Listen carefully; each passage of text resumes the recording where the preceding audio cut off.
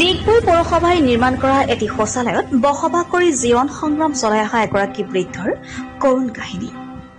বৃদ্ধগৰাকীয়ে এখন হোটেলত কাম কৰি দুবেলা দুমুঠি খাই আছিল যদিও আজি কিছুদিনৰ আগত হোটেলখন বন্ধ হোৱাৰ ফলত হোটেল কৰ্তৃপক্ষই বৃদ্ধগৰাকীক উক্ত স্থানত থৈ যায় আৰু বৃদ্ধগৰাকীয়ে ডিগবৈ পৌৰসভাই নিৰ্মাণ কৰা এটা শৌচালয়তে বসবাস কৰি আহি জীৱন সংগ্ৰাম চলাই গৈছিল।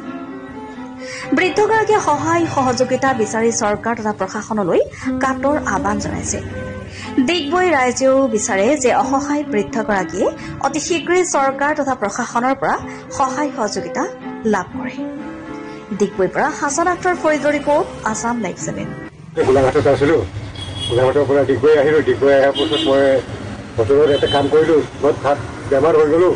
মেডিকেলৰ পৰা আহি মোক হোটেলৰ মালিকটো মোক ইয়াত সোমাই দিলে। হয় হয়, আপোনাৰ ঘৰ ক'ত আছিলে? গোলাঘাট। হয়, কোনখন হোটেলত কৰিছিলে? হোটেলখন ক'ত আছিলে? হোটেলখনি বজাৰৰ ভিতৰত। হয় হয়, আপুনি কি আবেদন কৰিব চৰকাৰলৈ? চৰকাৰে কওক মোক এটা ভাল ঘৰ, সৰু মৰু ঘৰ এটা যদি দিয়ে, ভাল কথা অকণমান যদি খাই বৈ ভাল মতে থাকোঁ যদি বা